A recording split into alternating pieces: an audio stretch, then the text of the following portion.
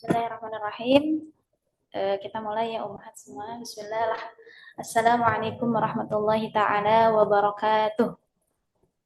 Waalaikumsalam warahmatullahi Waalaikumsalam wabarakatuh. warahmatullahi wabarakatuh. Alhamdulillah. Wassalatu wassalamu ala rasulillah wa ala alihi wa sahbihi wa mawalah. Amma ba'du. Asyhadu an la ilaha illallah wahdahu la syarika lah. Asyhadu anna Muhammadan abduhu wa rasuluhu wa la nabiyya wa ala rasul ba'dah. Faqad qala Allah Ta'ala fi kitabihil karim wa huwa asdaqul qailin. A'udzu billahi minasy syaithanir rajim. Bismillahirrahmanirrahim. Inna 'iddatash syuhuri 'indallahi 12 syahran fi kitabillahi yawma khalaqas samawati wal ardh يوم خلق السماوات والأرض منها أربعة حرم ذلك الدين القيم فلا تظلموا فيهن أنفسكم وقاتلوا المشركين كافة كما يقاتلونكم كافة wa'alamu annallaha ma'al muttaqin. Shadaqallahul azim. Al-ayah ma'nana wallahu a'lam bil murad. Alhamdulillah, segala puji bagi Allah. Pertama-tama marilah kita panjatkan puja, puji syukur kita kepada Allah yang Maha Ghafur. Salawat berserta salam semoga tetap tercurah limpahkan kepada kedua hasanah kita, panutan kita yakni Nabi Muhammad SAW. Semoga juga salawat dan salam tercurah limpahkan juga kepada keluarganya, kepada sahabat-sahabiatnya, kepada tabi'in, itba'un tabi'in, juga mudah-mudahan tercurah limpahkan juga kepada kita sebagai umatnya, dan semoga kita mendapatkan syafaatin uzma di yaumil qiyamah. Amin ya Allah ya rabbal alamin. Alhamdulillah.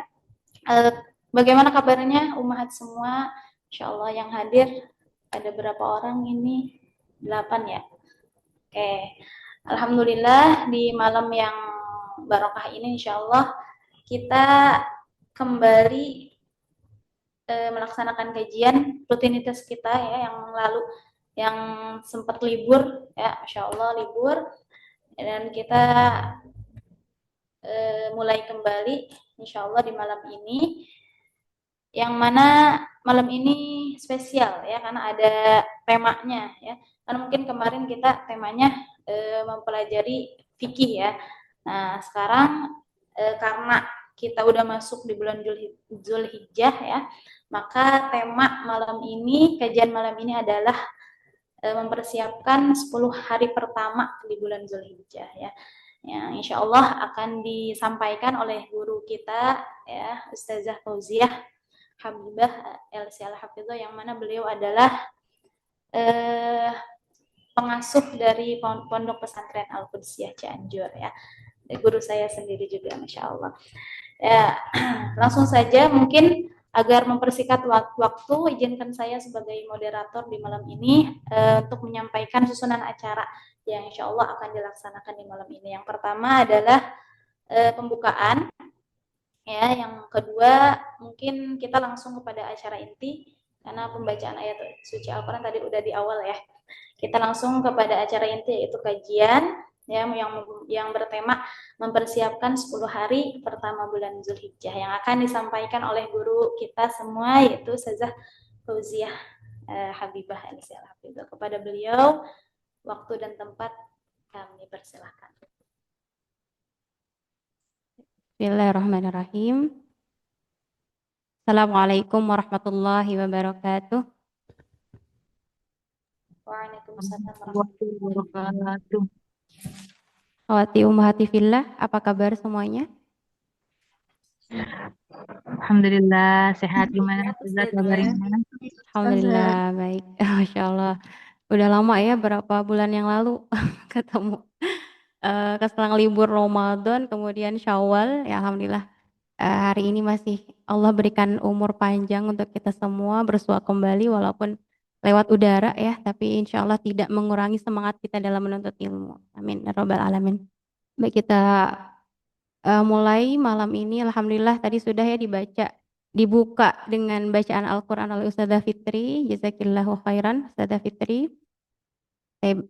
Bismillah, alhamdulillah, wassalatu wassalamu ala rasulillah wa ala alihi wa sahbihi wa mawalah amma ba'du. Akhwati wa ummati fillah, segala puji hanya bagi Allah Subhanahu wa taala yang mana telah memperkenankan kita, memberikan kita taufik dan hidayahnya sehingga bisa berkumpul di sini, yang mana tidak semuanya orang ya, tidak semua orang ditakdirkan bisa bisa bersilaturahmi ya, intinya di sini sama-sama menuntut ilmu, bukan saya yang menjadi guru, bukan, tapi sama-sama kita sebagai penuntut ilmu. Yang di sini insya Allah kita saling sharing ya. Sebenarnya biasanya kita kajian fikih ya, tapi karena berkenaan dengan awal Zulhijjah ya, yang mana sayang sekali kalau kita lewatkan pembahasan tentang pentingnya 10 awal Zulhijjah ya. Yang bisa dikatakan 10 awal Zulhijjah itu 10 yang sering terlupakan gitu kan ya. Tapi insya Allah di sini saling menasehati ya, yang mana dalam firman Allah Subhanahu wa taala, a'udzubillahi minasyaitonirrajim. Bismillahirrahmanirrahim. Wal 'asri innal insana lafi khusr illal ladzina amanu wa 'amilus solihati wa tawassaw bil haqqi wa tawassaw bis sabr ya. Kita mengamalkan dalil ini ya. Kata Allah Subhanahu wa taala, demi masa, demi waktu, bahwa sesungguhnya manusia itu dalam keadaan kerugian kecuali illal ladzina amanu, kecuali orang yang beriman, wa 'amilus solihat, kemudian juga dia beramal saleh. Kemudian tidak cukup di situ, tetapi juga watawasau bil haqqi watawasau bis sabr ya. Kemudian juga saling berwasiat dalam kebenaran, dalam kesabaran dan kebenaran. Oleh karena itu, akhwati ummahati fillah, insyaallah sama-sama di malam ini dan kita sudah masuk Zulhijjah, betul ya? Betul apa betul? Sudah masuk ya Bunda sekalian, akhwat.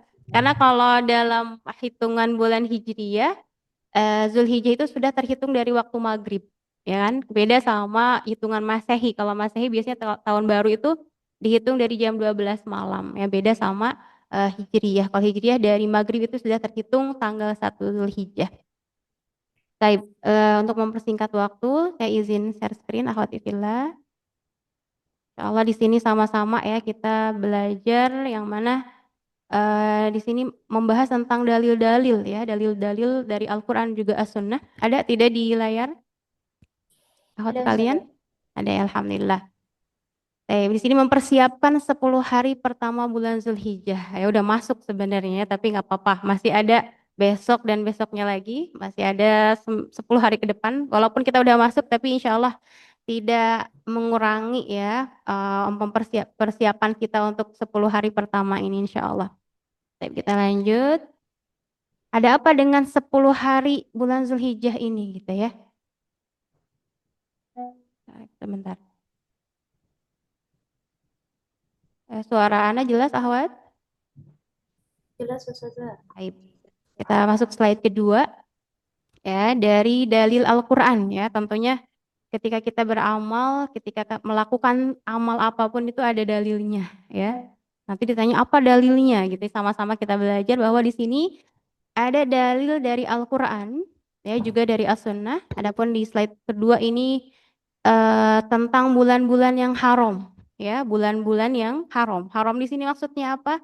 Itu bulan yang dimuliakan ya, yang dimuliakan.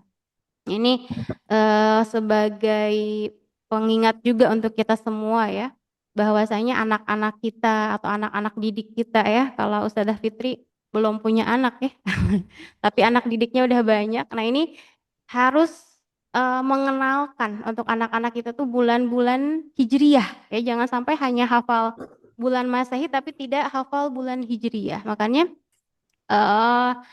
penting sekali ya, jangan sampai taunya Januari aja, Januari, Februari sampai Desember, sedangkan bulan Hijriyah zone ya, zone nggak hafal misalkan ya. Padahal dengan mengenal bulan-bulan Hijriyah itu sangat berkaitan erat, sangat berhubungan dengan amaliyah kita ya dalam agama Islam tentunya. Tapi di sini ada surah At-Taubah tadi sudah dibacakan oleh Ustazah Fitri, itu ayat 36.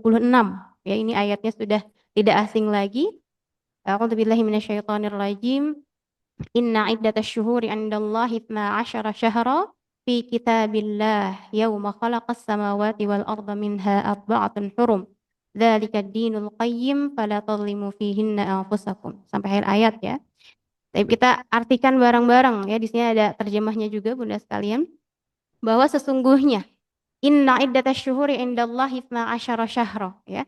Sesungguhnya jumlah bulan menurut Allah itu ada 12 bulan ya. 12 syahra. Jadi sekarang kita hidup ya selama puluhan tahun, belasan tahun, mungkin ada yang masih belia di sini ya. Bahwasanya dalam 1 tahun ada 12 bulan itu sudah ada ketentuan dari Allah Subhanahu wa taala ya. Dari kapan? Yauma khalaqas samawati wal ardh. Itu dari semenjak Allah menciptakan langit dan bumi. Jadi bukan hal yang baru gitu ya tentang bahwa dalam 1 tahun itu ada 12 bulan, tetapi sudah ada sejak zaman dulu banget gitu dari semenjak Allah menciptakan langit dan bumi ini gitu ya. Kemudian lanjut lagi kata Allah Subhanahu wa taala, minha arba'atun hurum ya. Dari yang 12 tersebut ada 4 yang dinamakan bulan haram. Ya, bulan haram ini bukan haram kalau kita kan istilah haram tuh nggak boleh ya. Tapi hurum di sini yang haram ini adalah bulan yang dihormati ya. Kemudian dzalika dinul qayyim, itulah agama yang lurus, fala tadlimu fihinna anfusakum. Nah, ada peringatan keras untuk kita semua kata Allah Subhanahu wa taala. Fala tadhlimu fihinna anfusakum ya, nggak boleh kalian mendzalim diri kalian di 4 bulan tersebut ya. Jadi ada anjuran untuk beramal soleh tapi juga hati-hati. Jangan sampai kita berbuat zalim pada 4 bulan tersebut. Kenapa? Kata para ulama ya, kalaulah amal baiknya dilipat gandakan, maka takutnya gitu ya, dosanya pun jadi apa? Jadi berlipat ya dosanya, naudzubillah. Maka sangat hati-hati. Maka para orang-orang zaman dahulu itu sudah tahu bahwa 4 bulan ini tidak boleh dipakai untuk berperang. Ya, tidak boleh untuk berperang. Kecuali ada musuh yang menyerang, maka bolehlah berperang. Faqtuluhum ya. Kalau mereka memerangi maka perangilah walaupun pada bulan haram. Gitu akhwat ya. Ini dalil pertama dari Al-Qur'an ya tentang bahwa jumlah bulan dalam 1 tahun ada 12 bulan, kemudian juga di dalamnya ada 4 bulan yang haram. Apa saja? Nah, insya Allah sudah tidak asing ya. Ini murojaah aja ya. Nah, sekarang dari dalil as-sunnah dijelaskan lagi oleh Rasulullah Shallallahu Alaihi Wasallam. Ya, az-zamanu qad istara kahiyati yauma khalaqas samawati wal ard as-sanatu 12 syahra. Bahwasanya setahun itu berputar sebagaimana keadaannya sejak Allah menciptakan langit dan bumi. Ini sama ya tadi maknanya seperti dalam Al-Qur'an bahwasanya langit apa namanya? Keadaan bumi berputar itu sudah ada sejak dahulu ya. Sejak Allah menciptakan langit dan bumi. Kemudian as-sanatu 12 syahra. Ya, dijelaskan lagi di sini dalam hadis ini bahwa dalam 1 tahun itu ada 12 bulan. Ya, minha arba'atun hurum, bahwa di sana ada 4 bulan, bulan haram itu bulan suci. 3 bulannya berturut-turut. Salah satun mutawaliyatun, ya, 3-nya berturut-turut. Kemudian apa saja yang 3 itu? Yang pertama Dzulqa'dah. Nah, kita udah berlalu ya bulan Dzulqa'dah dan kita sudah di penghujung dan masuk pada bulan Zulhijjah. Kemudian yang keduanya Zulhijjah dan yang ketiga adalah Muharram. Ini berturut-turut ketiga bulan tersebut. Dan satu lagi apa? Nah, wa Rajab mudharrul ladzi baina Jumada wa Sya'ban. Yang keempatnya adalah bulan Rajab gitu ya. Berarti bulan haram itu ada 4. Ya, apa aja? Ada Dzulqa'dah, Dzulhijjah, Muharram, dan bulan Rajab. Begitu Bunda sekalian. Kita lanjut ya. Di sini kesimpulannya bulan haram ada 4, Rajab, Dzulqa'dah, Dzulhijjah, dan bulan Muharram. Jadi kecepatan nggak, akhwat? Cukup? Cukup saja. Cukup. Kita lanjut ya. Oke, kemudian kalau tadi menjelaskan tentang bulan haram yang bulan suci, kemudian karena masuk bulan Zulhijjah, apalagi nih gitu ya, Masya Allah ya. Pentingnya, makanya penting banget kita mengetahui bulan-bulan Hijriyah itu seperti ini ya. Dalil tentang agungnya 10 awal Zulhijjah. Suratnya sudah tidak asing ya, yaitu surah Al-Fajr. Allah Subhanahu wa taala berfirman, "Wal fajr." Ya, kalau mau diwasalin berarti wal fajri walayalin asyr ya. Wal fajr artinya demi waktu fajar. Nah, Bunda sekalian, al fajr ini kan fajar, tahu waktu fajar kapan? Waktu subuh ya. Nah, menurut ahli tafsir bahwa yang disebut fajar di sini subuh di waktu Lebaran Idul Adha. Di tanggal berapa? Idul Adha tanggal berapa lebarannya? 10. Tanggal 10 ya. Maka ahli tafsir mengatakan wal fajar ini demi waktu fajar. Kemudian walayalin asyr dan demi malam yang 10. Dan ahli tafsir pun mengatakan bahwa di sini yang 10 ini adalah 10 awal di bulan Zulhijjah gitu. Nah, di sini Bunda sekalian kalau dalam tafsir Al-Qur'an ya, para ulama mengatakan kalaulah dalam Al-Qur'an itu diawali dengan huruf qasam ya, huruf qasam kalau dalam bahasa Arab itu huruf yang artinya sumpah. Ya, yang udah pernah belajar bahasa Arab masih ingat ya, ada waw, ini waw apa? Waw qasam, waw sumpah, wal fajri demi waktu fajar, walayalin asyr dan demi apa? Demi malam yang 10. Kalau Allah Subhanahu wa taala berfirman dengan sesuatu dalam Al-Qur'an, maka lafaz tersebut atau apa? Konteksnya itu sangat penting gitu ya. Sangat penting. Contohnya misalkan dalam surah yang lain, wasyamsi, misalkan wasyamsi wadduhaha, kemudian wal qamari ya. Ketika Allah bersumpah maka sesuatu tersebut itu sangatlah agung. Seperti halnya Allah bersumpah dengan matahari ya, bahwa matahari memang sangat apa penciptaan Allah yang luar biasa juga ya, sehingga Allah bersumpah dengan waw dengan huruf qasam tersebut. Begitupun pada surah Al-Fajr ini, ada wal fajr walayalin ash ya. Maka sepakat para ulama bahwasanya Allah Subhanahu wa taala mengagungkan 10 awal di bulan Dzulhijjah. Masya Allah ya. Bahwa awal Zulhijjah ini sangat diagungkan. Baik, kita lanjut lagi. Kenapa diagungkan? Nah, di sini Bunda sekalian.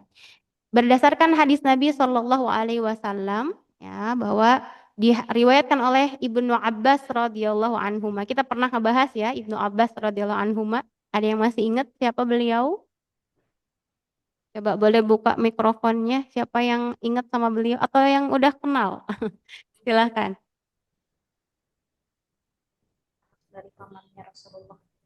Iya, siapa? Anak dari pamannya Rasulullah. Anak dari paman Rasulullah. Betul. Ponakan. Apalagi nih? Ustazah Rasulullah. Sarah. Ya, Ponakan. beliau ahli tafsir juga ya, ahli tafsirnya sambil kita berkenalan dengan para sahabat ya, karena kalau cuman bilang Ibnu Abbas, padahal Masya Allah beliau itu adalah sahabat yang luar biasa ya, yang mana beliau didoakan oleh Rasulullah Sallallahu Alaihi Wasallam, Allahumma apa? Faqihu Itu. fiddin wa alimhu ta'wil ya, dan Wih. kemudian beliau Masya Allah dengan berkah doa Rasulullah Sallallahu Alaihi Wasallam, beliau itu adalah salah satu ahli tafsir ya, Masya Allah, ahli tafsir di zaman Rasulullah ya, dan termasuk yang paling banyak meriwayatkan hadis dari Nabi Shallallahu Alaihi Wasallam. Dan ini Masya Allah makam beliau itu ada di kota Taif ya. Kok jauh banget ya. Jadi kenapa nggak di Mekah dan di Madinah, dan Masya Allah sejarahnya kenapa beliau tidak dimakamkan di Mekah atau Madinah?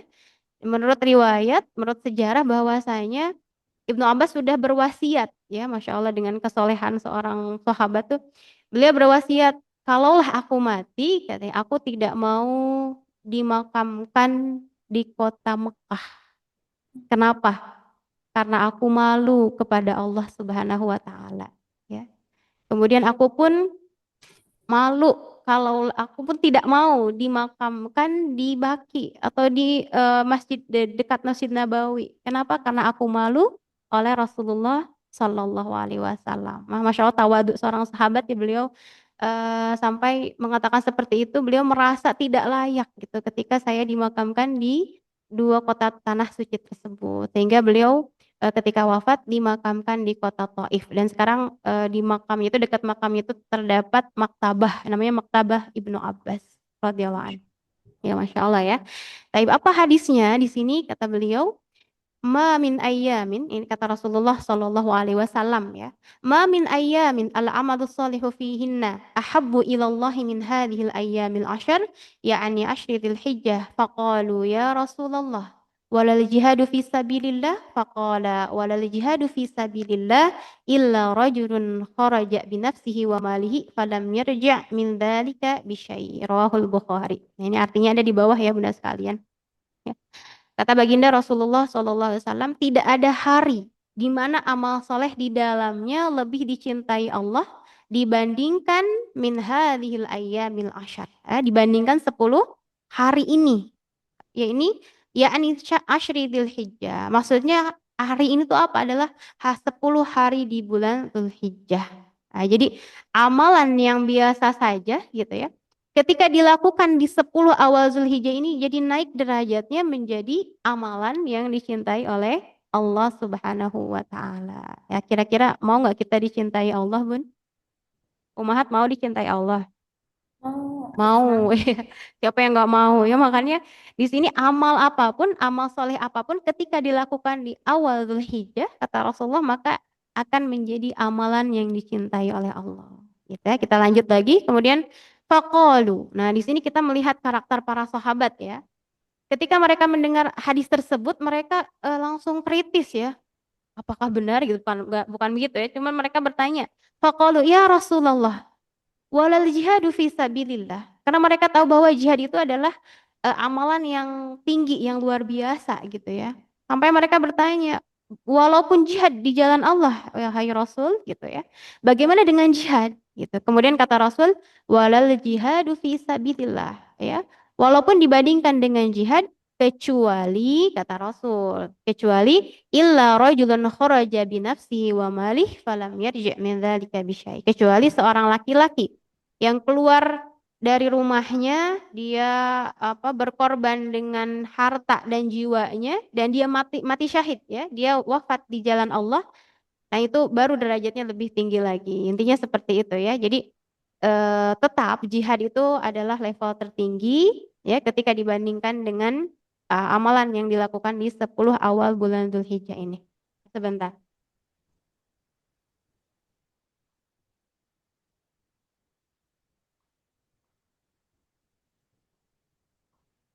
Mohon izin sebentar.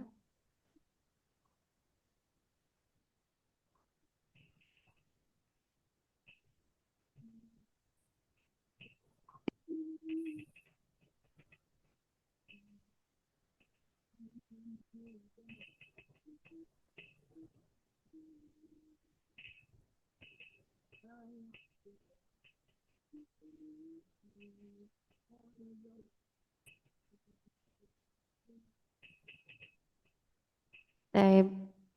Kalau akhwat masih ada? Ada. Ada si kecil bangun. Oke. Baik, tadi sampai mana?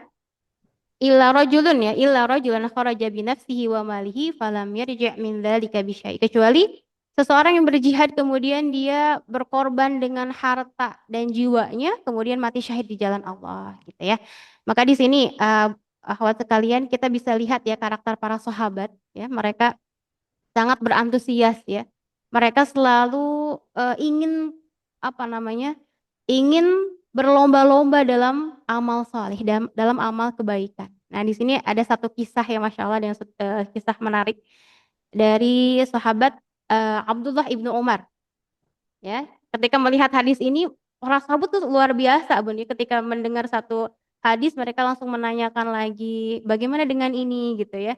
Kemudian juga mereka ingin lebih unggul lagi, gitu ya, lebih unggul dari yang lainnya. Ya, di sini ada satu kisah dari Abdullah ibnu Umar, ya.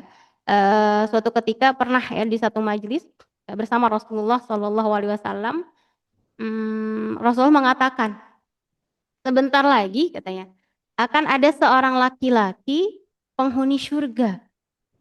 Kira-kira gimana Bun? Pas lagi majelis tiba-tiba Rasulullah bicara gitu. Kira-kira gimana nih perasaan para sahabat? penasaran. Penasaran ya. Mana sih gitu ya? Siapa sih ahli surga gitu kan? Padahal kan kita juga gitu ya misalkan ya. Penasaran ya. Tiba-tiba ya yang datang itu seorang laki-laki bajunya biasa aja gitu ya. Bukan kalangan sahabat yang terkenal. Sendalnya aja sendal jepit gitu, Bun. Wajahnya biasa aja. Akhirnya para sahabat nyangka, ah bukan ini gitu, kayak bukan ini deh. Gak mungkin gitu ya. Akhirnya keesokan harinya, Rasulullah bilang gitu lagi, akan datang akan datang seorang laki-laki penghuni surga gitu ya. Kemudian ditunggulah oleh para sahabat. Ternyata yang datang laki-laki itu lagi katanya Bun ya, Masya Allah. Akhirnya Abdullah ibnu Umar, nah ini Masya Allah kecerdasan beliau. Beliau termasuk sahabat yang kedua ya, yang paling banyak meriwayatkan hadis juga. Antusias beliau dalam kebaikan ya. Dia pun kaget, kok laki-laki ini lagi gitu ya. Masa laki-laki ini yang dijanjikan masuk surga gitu, Masya Allah ya. Akhirnya dengan penasaran tersebut, Abdullah ibnu Umar langsung mendatangi laki-laki ini. Kira-kira ngapain Bun? Apakah langsung ditanya, kamu kenapa jadi ahli surga gitu? Kira-kira ngapain Bun? Didatengin, diapain Bun? Sungkem. Ditanya, ya Bun ya? Bukan ditanya, minta izin ya. Minta izin. Minta izin, boleh nggak katanya saya kira-kira kalau nginep di rumah kamu gitu ya. Boleh nggak nginep gitu. Akhirnya boleh katanya mau berapa hari? 3 hari kata Masya Allah ya. Para sahabat itu welcome Bun ya. Mau nginep berapa hari aja boleh ya. Kata sahabat ini, kata laki-laki ini ya silahkan. Akhirnya Abdullah ibnu Umar ikut sama laki-laki tersebut nginep di rumahnya. Apa yang dilakukan Abdullah ibnu Umar? Dia memata-matai ya bahasanya ya, apa penasaran gitu. Apa sih amalan apa sih yang membuat dia dikatakan oleh Nabi sebagai penghuni surga gitu Bun ya. Akhirnya ketika malam malam tiba ya Abdullah ibnu Umar bangun mencari gitu apakah dia apa namanya qiyamul lail enggak gitu ya, dilihat kok enggak qiyamul lail gitu ya, dia kok saya qiyamul lail dia enggak gitu ya, kemudian amalnya biasa aja. Akhirnya besoknya apa yang dilakuin ya seperti itu, nggak ngapa-ngapain ya, maksudnya tidak seperti saya saum misalkan ya, para sahabat tuh rajin ya, qiyamul lailnya, saumnya. Besoknya malamnya sama seperti itu ya, tidak melakukan amalan yang luar biasa gitu menurut Abdullah ibnu Umar.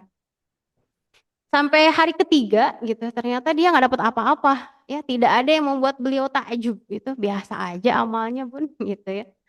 Akhirnya apa yang terjadi? Akhirnya hari ketiga tersebut Abdullah ibnu Umar minta izin pulang. Ah, udah nggak dapat apa-apa, mending pulang aja gitu ya bahasanya. Beliau izin pulang, wahai rojul, katanya aku izin pulang. Oh silahkan. Kemudian akhirnya penasaran lah ya, kalau mau pulang dia penasaran, bertanya lah sama laki-laki tersebut. Jujur gitu bahwasanya beberapa hari yang lalu Rasulullah mengatakan kamu adalah penghuni surga gitu ya. Kemudian kata laki-laki tersebut, ya amalanku seperti yang kamu lihat gitu ya, nggak ada yang luar biasa gitu ya. Kemudian udah putus asa lah ya Abdullah bin Ibnu Umar. Ketika hendak pulang, kemudian kata laki-laki tersebut, tapi ada 2 yang tidak pernah saya lakukan, katanya. Masya Allah Bun ya. Ada berapa? Ada 2 yang tidak pernah saya lakukan.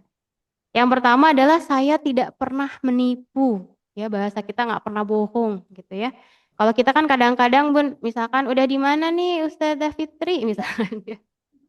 Udah OTW ya, kadang kita lagi di mana padahal. Padahal masih di rumah misalkan ya. Atau kenapa terlambat? Oh tadi habis ngapain? Misalnya kadang ada aja ya. Atau ibu-ibu kadang ya, kadang-kadang tapi nggak sering. Misalkan anaknya nangis, oh nanti kita jalan-jalan ke mana gitu misalkan ya. Nah ini Masya Allah laki-laki tersebut bilang saya tidak pernah menipu atau berbohong. Yang keduanya apa? Yang keduanya saya tidak pernah merasa iri dengan apa yang didapatkan oleh orang lain gitu. Nah ini yang susah ya untuk kita semua. Dia tidak pernah menginginkan apa yang dimiliki oleh orang lain. Kalau kita kadang-kadang seperti itu ya, orang punya apa misalkan. Biasanya iri dengan apa sih Bunda sekalian? Biasanya kalau iri dengan apa sih? Kalau ibu-ibu biasanya tetangga beli apa Bun? Tetangga beli AC misalkan, kita yang kepanasan ya. Tetangga beli motor baru misalkan ya. Atau ada yang beli mobil baru misalkan. Terus biasanya bilang apa nih? Ah, nanti juga hisabnya panjang misalkan ya. Padahal kalau yang perkataan baik gimana? Alhamdulillah gitu ya. Beliau diberikan nikmat yang bagus, nikmat yang baik. Semoga Allah memberikan kemudahan untuk dia menjaga amanahnya. Misalnya seperti itu ya. Nah, ini kata laki-laki tersebut, saya tidak pernah menginginkan apa yang dimiliki oleh orang lain dan saya bersyukur dengan apa yang saya miliki. Begitu. Dan ini yang membuat termenung ya Abdullah bin Umar. Nah, ini yang saya tidak punya kata beliau. Ya Masya Allah. Dan di sini karakter para sahabat itu luar biasa. Sampai di sini faqalu ya Rasulullah, ini menunjukkan bahwa antusias para sahabat ketika mendengar satu hadis itu mereka ingin lebih unggul lagi gitu. Ingin berlomba-lomba dalam kebaikan. Ya, seperti itu. Masya Allah radhiyallahu anhum ajma'in. Lanjut lagi Bunda. Sudah ngantuk apa gimana? Coba tes semangat. Coba kalau yang masih on apanya nih? Masih semangat, boleh ketik semangat coba. Masih ada Ustazah Fitri dicek? Oke. Insya Allah ya masih semangat ya Bunda sekalian.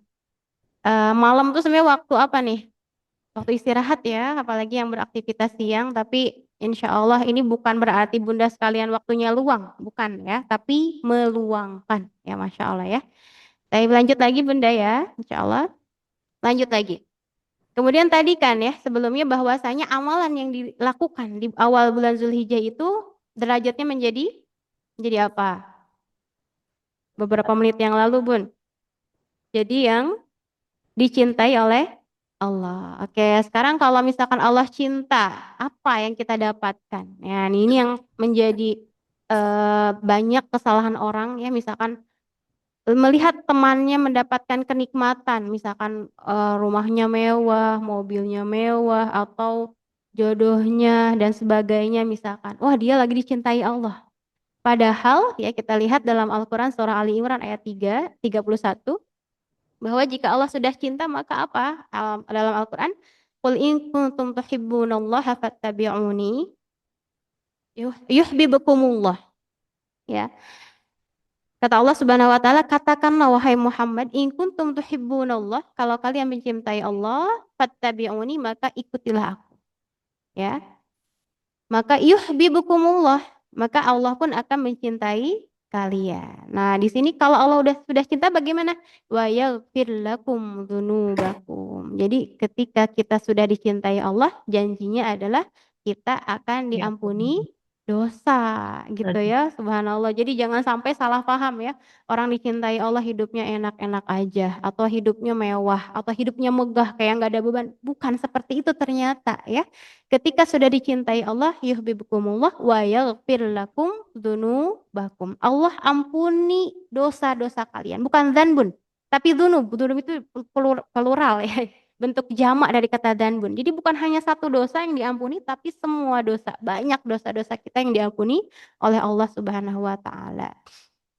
Kemudian cirinya apa gitu ya? Cirinya apa kalau sudah diampuni Allah?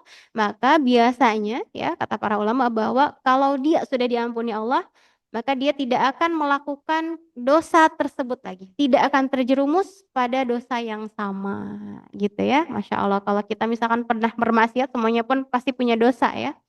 Mungkin di sini ada yang nggak punya dosa, boleh angkat tangan dapat hadiah. Ada yang nggak punya dosa nggak Bun di sini? Semua punya dosa ya Bun ya. Nah, semua yang punya dosa. Maka di sini ketika Allah mencintai hambanya, maka yaghfir lakum dzunubakum. Cirinya apa? Cirinya dia tidak terjerumus kembali pada dosa yang sama. Bahkan Allah jaga dia dari setiap amal buruk atau sesuatu yang tidak diridhoi oleh Allah Subhanahu wa taala. Ya, dan mudah-mudahan ketika kita berkumpul di sini juga ini adalah tanda cintanya Allah Subhanahu wa taala. Ya amin ya robbal alamin. Saya yakin Bunda kesini bukan karena bukan karena paksaan ya. Karena nggak ada yang dapat nggak dapat hadiah ya kalau hadir di Zoom. Tapi saya yakin ini adalah taufik dari Allah Subhanahu wa taala ya, adalah takdir Allah Subhanahu wa taala gitu ya. Jadi di sini ketika dicintai Allah, maka Allah ampuni dosa-dosa kita. Baik. Lanjut Bunda sekalian. Maka amalan apa saja ya, amalan apa saja yang harus dilakukan, yang dianjurkan di 10 awal bulan Zulhijjah. Berarti kita sudah masuk nih dari maghrib ini ya.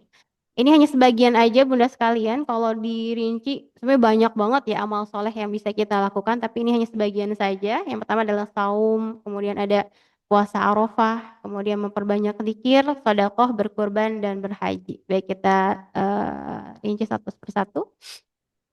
Yang pertama yaitu ibadah saum. Ya, ibadah saum. Dari Hafsah radhiyallahu anha, beliau berkata, arba'un lam yakun yad'uhunna Rasulullah sallallahu alaihi wasallam, siyamu yaumi Asyura wal ashri wa thalathati ayyamin min kulli syahrin wa rak'ataini qabla al-ghada. Nih kata Sayyidah Hafsah ya, istri Rasulullah, yang mana beliau adalah putri dari siapa, ada yang tahu? Umar bin Khattab. Dari Sayyidina Umar bin Khattab ya, Masya Allah, ini ada kisahnya juga nih Hafsah nih, Masya Allah ya. Apa, beliau itu saking cintanya sama Rasul Sallallahu Alaihi Wasallam. Jadi ketika Rasulullah wafat itu kira-kira gimana Bun? Para sahabat ketika Rasulullah wafat sedih nggak? Tentu ya, sedih banget ya, sedih banget. Dan ini yang dirasakan oleh Sayyidah Hafsah, yaitu kalau insya Allah ya, mudah-mudahan kalau kita diizinkan oleh Allah bisa berziarah ke Mekah Madinah, ke Madinah ya. Itu ada satu jendela Bunda sekalian, ada satu jendela yang selalu terbuka. Dan itu menghadap ke makam baginda Rasulullah Sallallahu Alaihi Wasallam. Ya, Masya Allah, kecintaan seorang Sayyidah Hafsah. Jadi dulu beliau rumahnya deketan ya Bun ya. Para sahabiah itu istri ummahatul mukmin itu rumahnya berdekatan. Termasuk Sayyidah Hafsah itu berdekatan dengan rumah Sayyidah Aisyah, yang mana Rasulullah wafat di rumah Sayyidah Aisyah. Ketika akan terjadi perluasan, ya Rasulullah sudah wafat, kemudian akan terjadi perluasan Masjid Nabawi, kemudian perluasan agar banyak orang yang bisa menziarahi makam Rasulullah, sehingga saat itu rumah Sayyidah Hafsah itu harus dipindahkan, Bun. Jadi nggak berdekatan lagi dengan makam Rasulullah. Sehingga dipindahkan, tapi dengan syarat kata beliau, izinkan jendela rumah saya terbuka menghadap makam baginda Rasulullah Sallallahu Alaihi Wasallam. Agar apa? Agar aku selalu ingat beliau, ya. Kemudian mengobati rinduku kepada baginda Rasulullah Sallallahu Alaihi Wasallam. Masya Allah ya. Jadi romantis ya Bun ya. Jadi jendelanya selalu, bahkan sampai sekarang pun masih terbuka, ini sebagai penghormatan kepada Sayyidah Hafsah radhiyallahu anha. Ya, Masya Allah. Kata beliau, arba'un lam yakun yad'uhunna Rasulullah, bahwa Rasul tidak pernah meninggalkan 4 amalan. Ya. Yang pertama apa? Siyamu yaumi Asyura. Yang pertama saum hari Asyura, itu nanti Muharram ya, 10 Muharram. Kemudian wal ashri, di sini wal ashri kata para ulama 10 ini adalah 10 hari pertama di bulan Zulhijjah. Maka insya Allah bunda-bunda sekalian niat ya, insya Allah besok hari apa? Hari Rabu niatkan mau saum ya, mau puasa bulan Zulhijjah. Ini amalan yang dilakukan oleh baginda Rasulullah SAW. Niat aja Bun ya, pokoknya mau besok mau sahurnya sama apa misalkan ya. Niatkan aja mau saum sampai tanggal berapa Bun? 9 apa 10? 9, 10 nggak boleh ya. Sampai tanggal 9 mau saum ya. Di sini al-ashri 10 hari pertama, maksudnya 9. 9 di awal bulan Dzulhijjah. Ya. Niat aja dulu Bun ya. Kalau misalkan yang ada suami di rumah ya, izin dulu ya, izin dulu boleh nggak kira-kira saya saum, atau masih punya bayi buat apa namanya, nyusuin bayi, makanya lihat kondisi kita aja dulu. Kalau misalkan kita mampu lakukan, kalau enggak nggak apa-apa, tapi dipaksain ya. Nanti aja niat di tanggal 8 9 aja deh misalkan ya, hari Tarwiyah. Kemudian tanggal 9-nya juga gitu ya. Jadi niat aja dulu insya Allah ya. Indahnya menjadi umat baginda Rasulullah Sallallahu Alaihi Wasallam, dengan niatnya aja sudah di apa? Sudah dikasih pahala. Ya niat aja besok pokoknya mau saum. Nanti kalau ibu-ibu biasanya udah kebayang buat apa Bun? Sudah Lela udah kebayang buat apa buka puasa ya? Puasanya apa ya misalkannya? Nanti sahurnya apa misalkan? Atau anak-anak gimana nih? Masya Allah nih kita apa namanya? Niat aja dulu ya. Bismillah. Yang pertama memperbanyak saum. Kalau nggak bisa setiap hari, ya udah di hari Kamis Seninnya aja misalnya, atau nanti di hari Tarwiyah dan hari Arafahnya, hari tanggal 9 ya. Kayak gitu. Yang pertama, amalan pertama dianjurkan untuk saum, ya ada dalilnya. Kemudian yang kedua adalah puasa Arafah. Tadi bagi yang nggak mampu untuk melakukan dari tanggal 1 sampai tanggal 9 atau misalkan nggak kuat ya kalau setiap hari, maka diusahakan saum di hari ke-9 ya, tanggal 9 Zulhijjah itu puasa Arafah. Ya, sabda Rasulullah sallallahu alaihi wasallam yukaffiru sanah al-madiyah wal baqiyah, bahwa puasa Arafah yaitu tanggal 9 menghapus dosa-dosa setahun yang lalu dan yang akan datang. Jadi setahun yang lalu, satu tahun kan berapa hari? 365 hari ya, Masya Allah, diampuni Allah. Begitupun wal baqiyah.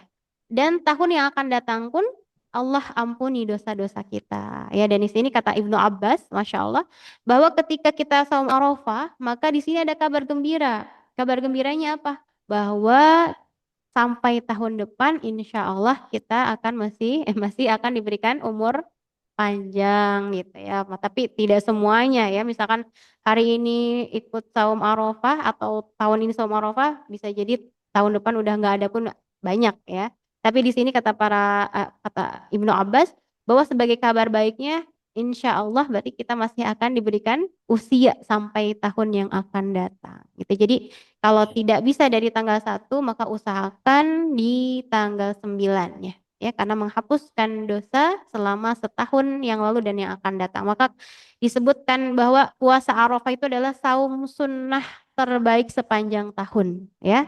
Saum sunnah terbaik sepanjang tahun. Ini jangan sampai terlewatkan ya. Kalau dibandingkan saum Senin Kamis maksudnya ya, dibandingkan dengan Ayyamul Bid, saum Arafah ini luar biasa ya, karena bisa menghapuskan dosa-dosa kita 2 tahun ya. Seperti itu. Kemudian lanjut lagi Bunda sekalian, apalagi amalan yang bisa kita lakuin. Nah, di awal Zulhijjah ini memperbanyak zikir ya, zikir dari dalam hadis kata Rasulullah SAW di sini Ani bin Umar ya, dari Ibnu Umar ani Nabi sallallahu alaihi wasallam qala ma min ayyamin a'zamu indallahi wa la ahabba ilaihi al-'amalu fihinna min hadhil ayyamil 'ashar fa aktsaru fihinna min at-tahlili wa takbiri wa tahmid ya. Kata Rasulullah, maka perbanyaklah oleh kalian pada 10 awal Zulhijjah ini, yaitu tahlil dengan mengucapkan la ilaha illallah, wa takbir kemudian mengucapkan Allahu Akbar, wa tahmid juga mengucapkan alhamdulillah. Jadi zikirnya kita bisa mulai dari tadi maghrib Bunda ya. Misalnya Bunda sekalian lagi sibuk ngapain ya, lagi beres-beres, bisa sambil zikir Bunda, Allahu Akbar, alhamdulillah, la ilaha illallah. Atau lagi ngapain? Lagi cuci piring ya. Biasanya umahat sibuknya di dapur ya. Lagi cuci piring banyakin zikir, dan lagi masak banyakin zikir, lagi ngurus si kecil juga banyakin zikir. Karena ini adalah yang dianjurkan oleh baginda Nabi Shallallahu Alaihi Wasallam. Nah, baik, perbanyak zikir ya. Jadi bukan hanya ketika lebaran aja Bun ya, kan kita takbiran ya Allahu Akbar. Itu bukan hanya tanggal 10 aja, bukan hanya malam 10. Bahkan dianjurkannya itu dari awal Zulhijjah. Berarti dari tadi maghrib itu sudah dianjurkan memperbanyak zikir ya. Kalau tadi maghrib masih riweuh ya, misalkan masih sibuk, maka nggak apa-apa sekarang Bun. Lagi ngapain, mau tidur ya, banyakin zikir. Atau kita niatin deh bismillah ya, awal Zulhijjah ini kurangin main HP-nya atau nge-scroll-nya kurangin ya, scroll-nya scroll tangan aja. Subhanallah, atau scrollin apa Bun? Scrollin tasbih ya. Kalau sekarang ada tasbih digital, pencet itu aja kemana-mana ya. Insya Allah ya. Kemudian selanjutnya apa lagi yang dianjurkan? Yaitu sodakoh ya, memperbanyak sodakoh. Seperti dalam surat Al-Baqarah Allah Subhanahu wa taala berfirman, "Matsalul ladzina yunfiquna amwalahum fi sabilillah kamathali habbatin ambatat sab'a sanabil." Ya, al-ayat. Ini anjuran bersodakoh karena kata Allah Subhanahu wa taala, orang yang menginfakkan hartanya di jalan Allah adalah seperti orang yang menabur sebutir biji. Jadi 1 berbanding berapa? Yang menumbuhkan 7 tangkai. Ya, kemudian pada setiap tangkai ada 100 biji. Berarti 1 berbanding berapa nih Bunda-bunda sekalian? Satu berbanding satu biji seperti menumbuhkan 7 tangkai, satu tangkainya ada 100 biji. Berarti berapa? Ini matematika 700. ya. Iya berapa? 700. 700 kan ya, satu berbanding 700. Masya Allah ya. Dan ini apalagi kalau dilakukan di 10 awal bulan Dzulhijjah, maka lebih bagus lagi gitu ya, lebih bagus lagi. Sodakohnya dengan apa? Macam-macam Bun ya. Sodakoh nggak harus dengan harta Bun. Ya, nggak harus berbentuk materi ya. Bahkan kalau dalam bahasa Arab itu ada infak, ada sodakoh. Ya, ada infak, ada sodakoh. Kira-kira bedanya apa nih? Saya mau infak, saya mau sodakoh. Bedanya apa? Ada yang tahu nggak? Boleh? Siapa Bunda sekalian? Obat ngantuk nih Bun nih. Apa aja Bun? Apa perbedaan infak dan sodakoh? Ya Ustazah Fitri mungkin boleh Ustazah? Kira-kira? Oh nggak tahu ya. Taib. Ada Ustazah Fitri masih ada? Ada Ustazah. Nah, ada Ustazah Raudhah juga, Masya Allah ini suhu. Masya Allah. Ahlan Ustazah Syaikhati, Ustazah Raudhah. Baik. Perbedaannya sodako dengan infak ya. Kalau infak itu berupa materi ya Bunda sekalian. Berupa materi dengan uang. Ya, saya infak itu dengan uang. Tapi kalau sodako itu bisa berbentuk dengan yang lain ya. Bisa dengan senyum ya. Ada hadisnya kalau kamu senyum itu sodako ya. Kemudian apalagi bahwa ketika kita berzikir pun itu adalah sodako. Ya, likulli sulama sodako. Subhanallah. Kita kalau misalkan habis sholat berzikir ya setiap jari-jari kita ini ya afwan di sini setiap jari kita ini harus disodakohi. Itu dengan mengucapkan subhanallah, subhanallah, kemudian alhamdulillah ini ya. Ini sodakoh. Jadi tidak harus berupa uang ya. Sodakoh bisa dengan senyum, bisa dengan zikir juga itu termasuk sodakoh sebenarnya. Bahkan ada kisah ya, Sayyidah Aisyah juga pernah bersodakoh dengan sebutir kurma. Masya Allah ya, kurma satu aja itu bisa bernilai sodakoh. Gitu. Maka apapun yang kita miliki, coba kita sodakohkan ketika di awal Zulhijjah ini, 10 awal Zulhijjah. Dan yang paling berhak mendapatkan sodakoh itu siapa? Yang dekat dengan kita ya, kerabat kita dulu. Jangan yang jauh-jauh dulu ya, tetangga dekat dulu, kerabat dekat dulu ya. Bersodakoh dengan apapun, bahkan dengan air minum pun itu sodakoh ya. Seperti itu Bunda sekalian, atau nolong orang juga ya dan sebagainya. Oke, lanjut lagi. Kemudian eh,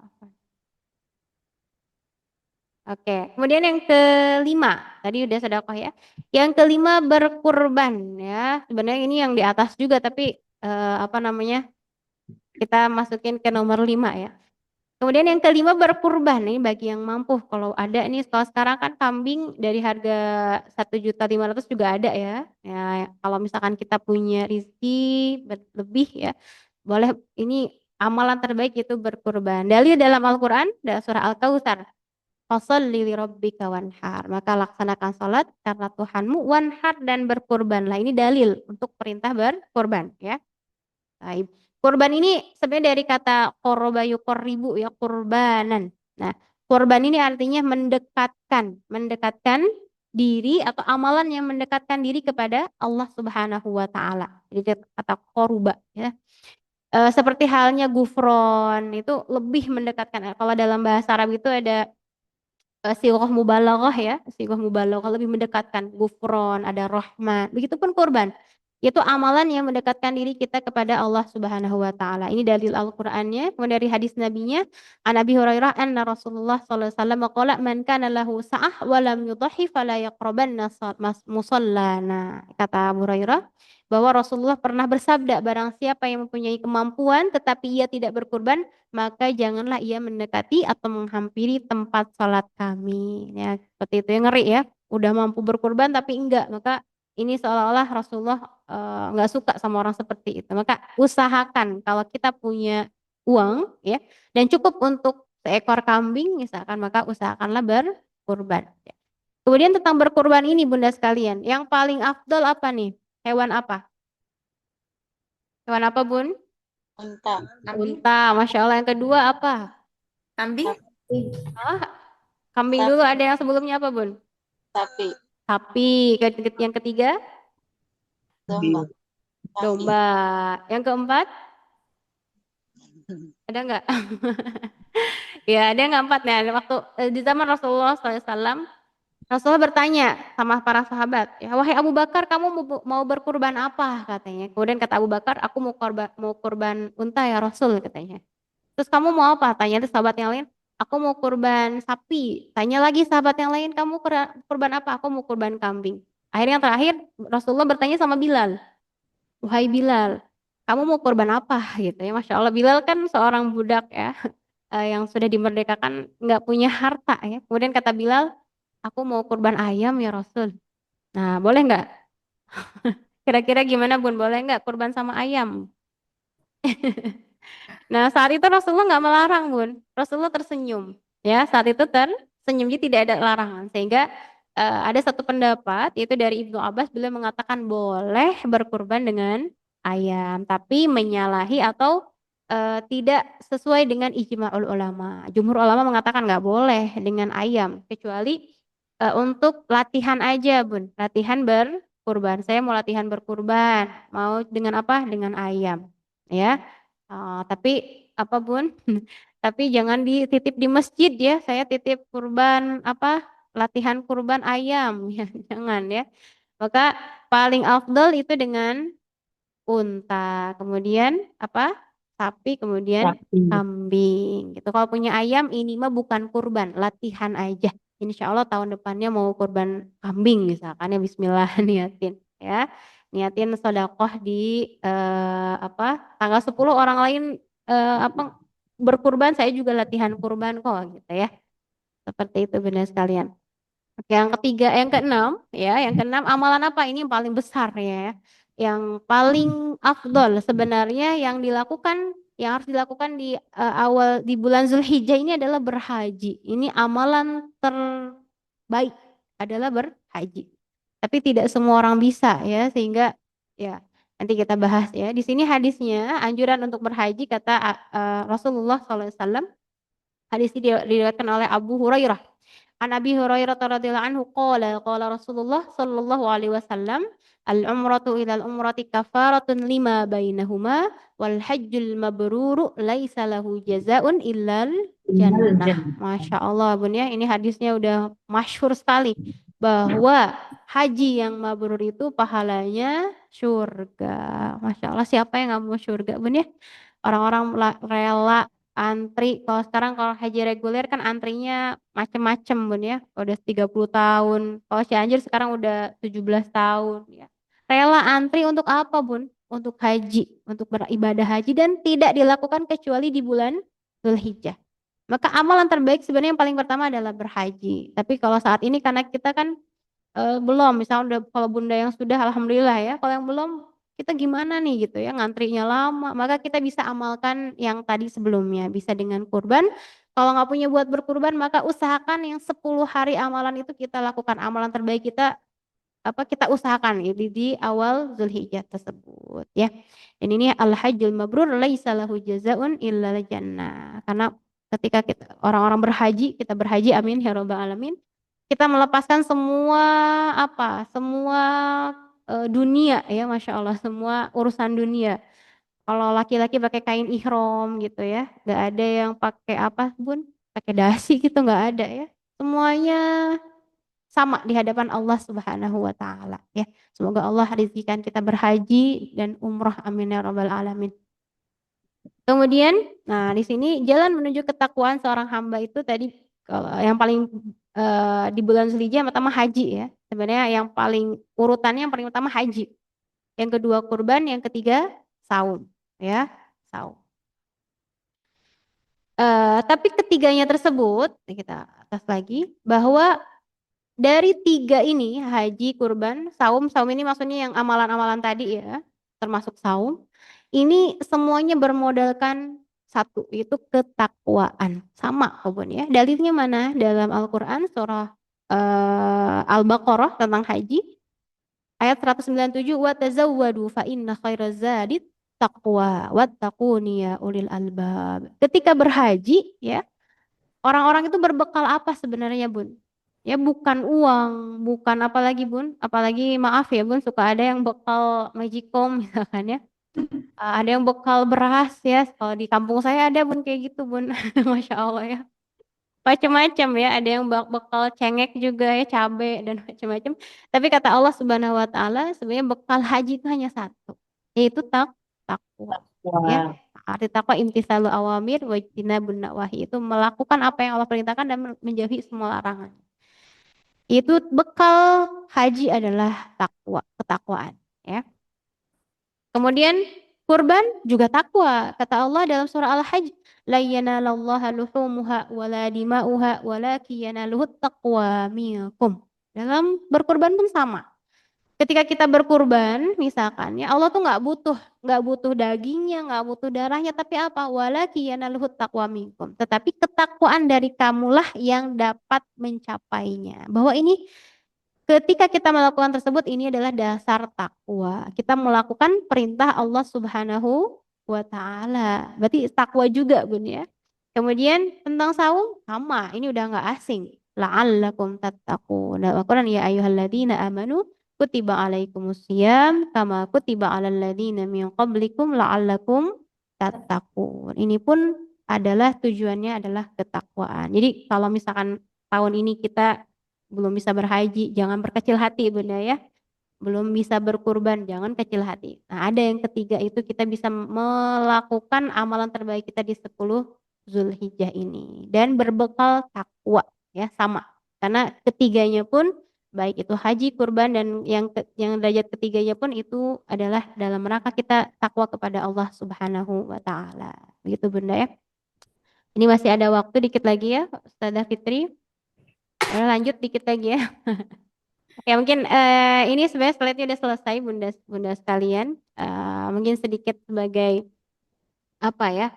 Kita sebagai orang tua, mungkin juga pendidik ya di sini para ustazah yang mana kita disadarkan tentang hikmah Idul Adha ya. Dan di sini sebenarnya menceritakan tentang kehebatan ya hamba-hamba Allah itu, bahkan Nabi Allah ya, Nabi Ibrahim alaihissalam ya.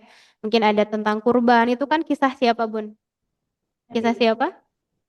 Kisah Nabi Ibrahim ya dengan anaknya itu Nabi Ismail. Ismail. Kemudian kalau kita di mana di ketika sa'i itu pun sejarah tentang kemuliaan dan ketangguhan seorang ibunda, yaitu Ibunda Hajar juga ya, Masya Allah.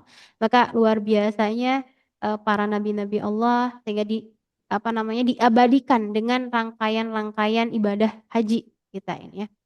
Mungkin sedikit cerita Bunda ya yang mudah-mudahan kita bisa dapat hikmahnya ya, luar biasanya seorang Nabi Ibrahim alaihissalam. Dalam Al-Quran banyak menceritakan tentang Nabi Ibrahim. Ya, Nabi Ibrahim itu adalah Abul Anbiya, ya, ayahnya para nabi. Kemudian juga beliau memiliki gelar Khalilullah, kekasih Allah Subhanahu wa taala. Bahkan dalam satu hadis disebutkan ketika Rasulullah Isra dan Mi'raj, Nabi Muhammad itu bertemu dengan Nabi Ibrahim, ya. Dan beliau mengatakan bahwa wajah Nabi Ibrahim itu sama seperti saya, katanya, Masya Allah ya. Jadi kalau Bunda pengen tahu gimana wajahnya Rasul, boleh nih ada kitab yang suka apa, ikut nggak kitab Syama'il Muhammadiyah hari Rabu? Ada yang suka ikut kelas? Nah itu diceritakan tentang wajahnya baginda Rasul, bagaimana senyumnya, bagaimana. Ini kata beliau bahwa wajah Nabi Ibrahim itu seperti saya, ya kata Nabi Muhammad Sallallahu Alaihi Wasallam. Ya. Ini tentang karakter seorang ayah ya, Nabi Ibrahim alaihissalam.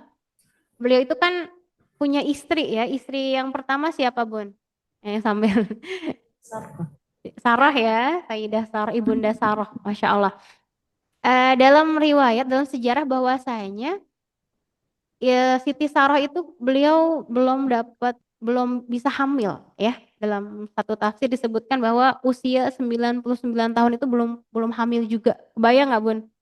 99 tahun usia yang muda atau udah tidak muda? 99 tahun. Tidak mudah. Agak muda ya, Masya Allah. Kemudian katanya bahwasanya jarak usia Nabi Ibrahim dan Siti Sarah itu ya betul? Jaraknya 1 tahun. Berarti kalau misalkan Ibunda Sarah 99, berarti Nabi Ibrahim usia 100 tahun. Masya Allah Bun ya. Dan ini dalam sirah disebutkan bahwa Nabi Ibrahim tuh nggak pernah minta nikah lagi, Bun. Wah, luar biasa, Bun ya. Luar biasa nggak, Teh Fitri? Insya Allah Nggak luar pernah minta lagi, nggak pernah minta nikah lagi nih Nabi Ibrahim tuh. Kecuali Siti Sarah yang minta agar Nabi Ibrahim nikah lagi. Nah beliau Masya Allah ya lembutnya seorang Siti Sarah yang mungkin di zaman sekarang kayaknya mustahil ya. Jarang istri pertama yang minta agar suaminya nikah lagi. Ya kata Siti Sarah, wahai Nabiullah, wahai suamiku gitu ya. Kamu kan nabi gitu. Kenapa kamu nggak nikah lagi? Akhirnya yang minta siapa? Yang minta nikah lagi adalah istri, ada Siti Saroh yang minta agar Nabi Ibrahim nikah lagi. Akhirnya dikabulkan ya. Akhirnya Nabi Ibrahim pun menikah lagi, yaitu di beliau itu diberikan seorang budak, seorang hamba sahaya ya, diberikan oleh pemuka Mesir ya, oleh pembesar kota Mesir. Dihadiahkan seorang budak ya, seorang budak itu ibunda Hajar. Ya, Masya Allah. Maka singkat cerita Nabi Ibrahim menikah dengan siapa? Udah Dengan aja. Bunda Sarah apa udah aja udah Hajar. Udah pada ngantuk belum Bunda? Lanjut nggak? Belum. Semangat. Lanjut dikit lagi Bunda ya. Nikah dengan Bunda Hajar dan Masya Allah ya. Akhirnya dengan takdir Allah Bunda Hajar pun mengandung dan melahirkan Nabi Ismail alaihissalam gitu ya. Kemudian yang kita ketahui bahwasanya ketika Nabi Ibrahim memiliki Nabi Ismail, kira-kira gimana perasaan Siti Sarah, Bun? Nah, sebenarnya nggak ngeluh. Siti Sarah tuh nggak ngeluh, saya belum punya anak gitu ya, misalnya nggak. Tapi Nabi Ibrahim yang peka, ya, Masya Allah ya, seorang Nabi Allah, beliau peka takutnya kalau misalkan Ibunda Hajar dan Ibunda Sarah di satu tempat kan, Bun ya, ini akan terjadi perselisihan atau akan terjadi permusuhan, akan ada iri dengki gitu, sehingga untuk menghindari itu atas perintah Allah Subhanahu Wa Taala Nabi Ibrahim membawa Ibunda Hajar kemana Bun? Ke Mekah, Ke Mekah, Masya Allah. Padahal Nabi Ibrahim tinggal di mana? Palestina. Palestina ya, Masya Allah. Bunda ada yang pernah ke Palestina nggak Bun? Bunda Sarah, Ustazah Sarah udah pernah. Allah, Masya Allah. Belum, Masya Allah nanti ya. Amin. Nah, jauh banget Bun ya Masya Allah katanya. Kemarin alhamdulillah saya ketemu sama orang Palestina ya. Beliau cerita bahwasanya dari Palestina ke Mekah itu jalur darat Bun, jalur darat dengan dengan bis itu sekitar 2 hari. Berarti 24 jam. Ya. Saya nanya kalau pakai pesawat berapa jam? Cuma 2 jam. Katanya Masya Allah luar biasa Bun ya. Jadi kalau pakai pesawat 2 jam, kalau jalur darat pakai bis itu 24 jam kali 2 berarti 48 jam ya. Dan beliau Masya Allah orang Palestina ini dia dalam keadaan bengkak kakinya. Kenapa? Karena capek ya lelah perjalanan. Ini jauh banget berarti dari Palestina ke Mekah itu. Dan Nabi Ibrahim bukan pakai bis Bun dulu, nggak ada bis ya. Apalagi pesawat nggak ada. Maka dengan apa? Mungkin yang paling pakai unta Bun ya, dengan unta. Makanya Nabi Ibrahim itu dari bahasa serapan ya, bahasa Arab eh sebenarnya ajami tapi ada artinya. Ibrahim artinya adalah orang yang suka menyeberang, ya, suka menyeberang. Maka singkat cerita tadi Bunda, bahwasanya Nabi Ibrahim membawa Nabi Ismail dan Ibunda Hajar kemana? Ke kota Mekah ya Ke dengan Mekah. perjalanan yang luar biasa jauhnya Palestina ke Mekah. Kemudian tetapi selama perjalanan ya Bun ya, selama perjalanan katanya Nabi Ibrahim itu selalu melihat keadaan anak dan istrinya. Lihat, diajak main katanya Bun ya, rasa sayang seorang ayah kepada anaknya. Selama perjalanan yang begitu jauhnya, kebayang ya jauh banget. Beliau selalu memperhatikan anaknya apakah kekurangan makanan, kekurangan apa, bisa selalu perhatikan. Nah, kemudian ketika sampai di kota Mekah, nah dalam Al-Quran tidak disebutkan Mekah, tidak disebutkan Bakkah, ya bukan. Tapi dalam Al-Quran, Rabbi inni askantu min dzurriyyati biwadin ghairi dzi zar'in inda baitikal muharram. Ya kata Allah, kata Nabi Ibrahim, wahai Tuhanku, aku meninggalkan atau menyimpan ya, askantu min dzurriyyati, aku menyimpan anakku biwadin ghairi dzi zar'in, di satu lembah Bighairi dzar'in, nggak ada tumbuh-tumbuhan, Bun. Kira-kira kalau nggak ada tumbuh-tumbuhan, air ada nggak? Nggak ada. Nggak ada ya, air nggak ada, tumbuhan pun pasti nggak ada gitu ya. Bil ghairi dzi zar'in inda baitikal muharram. Ya, deket rumah, deket Baitul Haram atau deket Ka'bah. Jadi Ka'bah itu udah ada di zaman dari zaman dulu ya Bunda ya. Kalau ditanya Ka'bah adanya dari kapan Bun? Zaman Nabi Ibrahim bukan? Nabi Bukan Adam. ya, menurut sejarah dari Nabi Adam juga udah ada. Dari zaman Nabi Adam udah ada, tapi ketika di zaman Nabi Nuh alaihissalam terjadi banjir bandang, kemudian Ka'bah itu terjadi kerusakan, kemudian barulah diperbaharui oleh di zaman Nabi Ibrahim alaihissalam beserta Nabi Ismail. Itu cerita Islam. situ ya. Dan ini ketika di perjalanan itu Nabi Ibrahim selalu melihat anaknya gitu, diperhatikan rasa sayangnya seorang Nabi Ibrahim kepada anaknya. Ya, pendidikan luar biasa seorang ayah kepada anaknya. Itu kalau sejarah air Zam-Zam juga lama lagi Bun ya. Tapi yang ingin saya sampaikan itu bahwasanya dengan rasa sayangnya seorang ayah, pendidikan seorang ayah itu ketika Nabi Ibrahim alaihissalam akan meninggikan Ka'bah ya, ketika usia Nabi Ismail sudah apa namanya, sudah beranjak belum dewasa sih, masih muda, masih kecil lah ya. Beliau tuh tanpa disuruh sudah membantu ayahnya. Ya luar biasa nih, Bun. Jarang sekali ya seorang anak yang ketika ayahnya sedang melakukan sesuatu langsung bantu tanpa disuruh, tuh jarang. Nah, ini saking apa namanya, pendidikan dari Nabi Ibrahim yang luar biasa kepada Nabi Ismail, maka Nabi Ismail pun tumbuh menjadi anak yang soleh juga ya, yang berbakti sekali kepada Nabi Ibrahim alaihissalam. Oke, Bunda sekalian. Kemudian begitupun sejarah berkurban juga ya, sejarah berkurban ketika Nabi Ibrahim bercerita kepada anaknya, inni ra'aitu fil manami anni adzbahuk ya, ketika usia Nabi Ismail menanjak dewasa ya. Diajak apa Bun? Diajak berdiskusi sama Nabi Ibrahim. Wahai anakku katanya ya. Ya bunayya inni ara fil manam anni adzbahu, kata dalam surat As-Saffat, aku melihat dalam mimpiku aku menyembelihmu. Ya Masya Allah Bun, anaknya anak satu-satunya gitu Bun ya, udah ditunggu bertahun-tahun, tiba-tiba mau disembelih, gimana Bun perasaan ayah? Susah Bun ya, ini adzbahu fandur madza taro. Tapi apa yang dilakukan Nabi Ibrahim? Nabi Ibrahim itu ngajak musyawarah ya sama anaknya. Maka bagaimana pendapatmu gitu. Ketika itu Nabi Ismail pun mengatakan kalaulah itu adalah perintah Allah maka apa? Lakukanlah.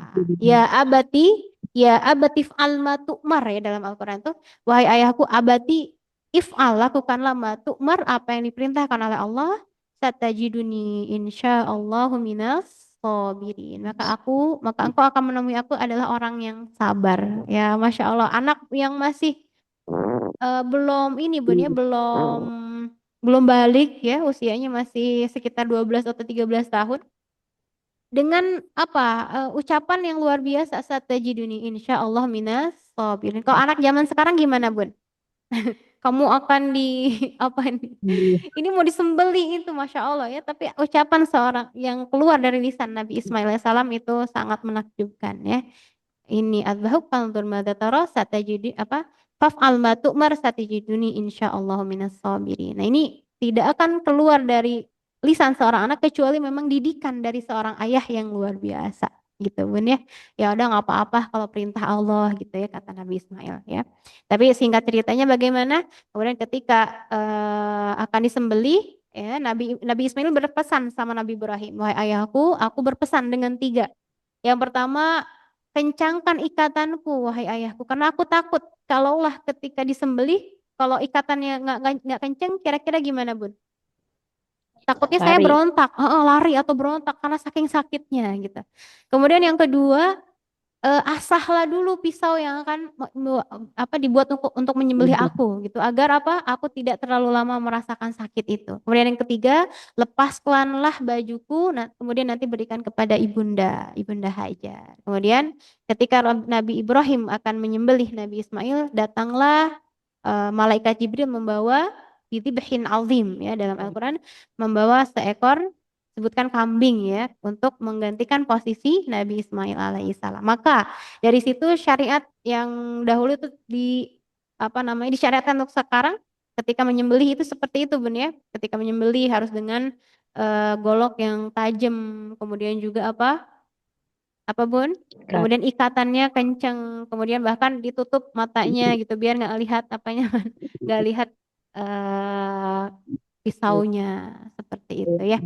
Oke, tadi mungkin terlewat ya bunda-bunda yang berniat berkurban ya tentang berkurban ini, maka disunnahkan untuk tidak memotong kuku ya dari tanggal 1 ya atau misalkan saya baru mau baru punya uangnya nanti misalkan ya di tanggal 7 atau berapa, tapi disunnahkan kalau sudah berniat berkurban dananya ada maka dari tanggal 1 ditahan dulu Bun ya, jangan potong rambut apalagi Bun, bahkan donor darah aja katanya nggak boleh ya, potong rambut potong kuku, pokoknya rambut apapun itu jangan dipotong dulu. Sampai kapan? Sampai hewan kurban kita disembelih. Itu ya sunnahnya. Seperti itu. Tapi bunda sekalian alhamdulillah untuk materi mudah-mudahan bisa bermanfaat ya khususnya untuk saya pribadi, umumnya untuk bunda-bunda sekalian. Dan ini pesan penting untuk kita semua bahwasanya Idul Adha ini adalah atau Idul Hijjah ini adalah bulan yang istimewa ya. Mudah-mudahan kita bisa memanfaatkan dengan sebaik-baiknya dan semoga perkumpulan ini pun menjadi amalan yang dicintai oleh Allah Subhanahu wa taala. Ya, barakallahu fikunna. Kita cukupkan kayak barakallahu. Dicukupkan Ustazah Fitri. Ya, kembali pada Ustazah Fitri tafadhali. Baik. Baik, alhamdulillah kajian di malam ini sudah selesai ya. Ilmu yang luar biasa udah disampaikan oleh Ustazah. Syukran Ustazah, jazakillahu khair atas ilmunya. Semoga kita semua bisa mengamalkan apa yang telah disampaikan. Ya. Kita lanjut saja ke acara selanjutnya yaitu sesi tanya jawab Ustazah. Ya, sesi tanya jawab. Mungkin barangkali ummahat semua atau akhwat ada yang mau bertanya. Silakan boleh langsung buka mic-nya atau bisa ditulis di kolom komentar. Baik. Ustazah izin bertanya. Silakan Ustazah Sarah, tafadhali. Bismillahirrahmanirrahim. Apakah boleh kita apa namanya akikah anak dengan daging dengan kurban sekalian kurban, tapi kurbannya itu bukan kambing, sapi gitu, boleh nggak Ustazah? Kurban dengan apapun dengan sapi. Akikah iya, kurban dengan sapi tapi niatnya buat akikah gitu, boleh nggak Ustazah? Ini udah hilaf dari dulu ya pembahasan yang Masya Allah ya luar biasa. Kalau misalkan sapi ya, nah ini baru lagi nih Bun ya. Akikahnya dengan sapi. Kalau akikah anak perempuan kan 1 kambing Bunda ya. Akikah anak laki-laki 2 Dua kambing. kambing. Ini sapi anaknya berapa Bunda? Anaknya laki. Anak laki Masya Allah ya. Nah kalau ini kambing ya, para ulama berpendapat bahwa akikah itu dengan kambing. Gitu ya, yang pertama. Kemudian yang keduanya, boleh nggak diniatkan akikah dengan kurban? Nah, misalkan saya punyanya punyanya pas kurban banget, tapi saya ingat belum akikah. Maka ini banyak perbedaan pendapat para ulama ya mengatakan lebih baik kurban dulu aja, ya kurban dulu aja. Jadi maaf Bunda, misalkan usia anaknya berapa tahun Bun? Udah kelas 5 SD. Kelas 5 SD ya. Sedangkan maaf dalam fikih itu seorang anak itu disunahkan diakikahkan itu di usia 7 hari Bun ya. Di 7 hari itu diakikahkan dan juga diberikan nama. Maka ketika sudah usianya lebih dari itu hukumnya beda lagi. Walaupun tetap aja boleh ya diakikahi. Tapi kalau bisa Bunda ya karena kurban itu kan waktunya terbatas sebenarnya cuma 10, 11, 12, 13 Hijriah aja. Kalaulah mau kurban dulu itu lebih baik gitu. Nanti nabung lagi baru untuk untuk akikah itu. Jadi jangan sampai saya maunya sekarang kurban sama akikah. Nah ini berpendapat mending nggak bisa, kita harus salah satu pun ya, salah satunya. Karena terbatas waktu berkurban itu, cuma 4 hari, sedangkan akikah bisa kapan aja, begitu Bun, gitu ya. Terus itu saja banyak juga yang tanya kalau untuk yang kakek nenek apakah masih bisa dikurban atas nama mereka gitu. Bisa Bun ya, bisa. Kalau tetap bisa ya. Bisa, bisa. Seperti halnya ini Bun, jadi berkurban atas nama siapa yang udah wafat boleh ya. Kemudian Hmm, seperti halnya dikiaskan dengan haji Bun, karena dikiaskan dengan hmm, ibadah haji. Misalkan orang tua kita belum haji, nah kita nanti badal. badalin boleh ya, itu Hmm, dikiaskan ke situ para ulama fikih ya, boleh. hmm. Dikorbankan oleh ahli warisnya. Wallahu Baik, alam saja. bishawab. Ya, Wah, mudah-mudahan bisa difahami ya, Bunda Sarah. ya. Kalau fikih. Syukran. Afwan. Baik, ada lagi Ummahat yang mau Oh, bertanya? boleh saya Ustazah, saya Yusna. Baik, silahkan. Ya, mohon maaf tadi telat masuk. Ini Ustazah mau nanya, pernah dapat apa namanya dengar gitu ya, kalau kurban itu misalnya seorang kepala keluarga, dia kurban itu pahalanya semua anggota keluarga dapat. Terus gimana? Ada juga eh, ada orang yang istilahnya gini, misalnya gini, gantian tahun ini suami, terus tahun depan anak saya, tahun depan lagi misalnya kita mau berkurban gitu, tapi bergantian. Itu lebih bagus mana, Ustazah? Karena saya pernah dengar kayak gitu. Sebetulnya cukup satu keluarga, hanya kepala keluarganya aja, tetapi semuanya dapat gitu. Sementara kita kepengen nih kan ada kadang-kadang apa pengen kurbanin buat anak. Nah, terus nanti siapa lagi terus berikutnya cucu gitu misalnya gantian atau tahun ini 2 orang gitu. Tahun depan eh, lebih lebih bagus. Jadi gimana Ustazah? Saya mohon Hmm, pencerahannya ilmunya Ustazah. Makasih. iya. Afwan Bunda Yusna, barakallahu fikih.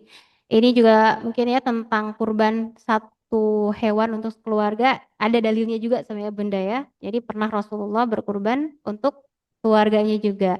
Tapi yang paling tepat satu orang satu apa namanya? Satu orang satu hewan kurban gitu ya. Satu orang satu ekor kambing. Kalau sapi untuk 7 orang. Jadi lebih afdolnya satu kalau ada rizkinya Bun ya. Ini jadi melihat ke apa ke kemampuan kemampuan kita. Kalau misalkan sekeluarga bisa semuanya, misalkan satu orang satu itu lebih afdol.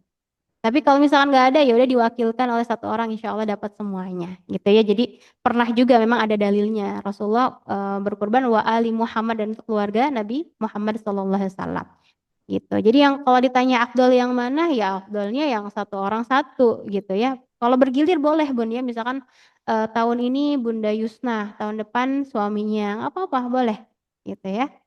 Karena dalam hadisnya kan setiap hewan kurban itu insya Allah apa namanya itu akan menjadi kendaraan kita di akhirat ya.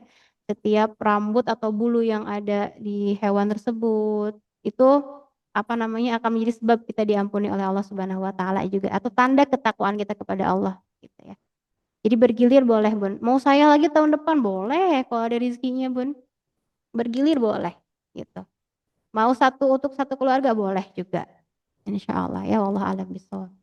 Gitu Bunda Yusna. Ya, Ya, jazakallah Ustazah. wa iya. Baik, ada lagi Ummahat? Satu lagi deh. Mana Ustazah? Oke. Silakan Wati Isti. Bismillahirrahmanirrahim. Eh, Tentang sodakoh. Yang pertama, tadi kan sodakoh itu yang didahulukan adalah orang yang terdekat. Nah, kalau misalkan ada keluarga yang punya hutang, apa kita boleh sodakoh ke keluarga itu? Wati Isti pertanyaannya sodakoh ke yang menghutangi kita. Ke orang lain maksudnya. Ah, gimana? Maksudnya dia punya hutang, Ustazah. Mm-mm. Ke kita, Terus, bukan. bukan, ke orang lain. Ah, ah, ah, ah. Terus kita sodakoh ke orang yang punya hutang itu, boleh tidak ya? Mm-mm. Boleh. Sedekah tuh ke siapa aja boleh. Tapi wa ulul arhami aula ba'duhum bi ba'd ya dalam Al-Qur'an bahwa orang yang kerabat dekat yang apa namanya? Ya silaturahmi ya, Yang kerabat dekat itu lebih utama, apalagi yang punya hutang ya.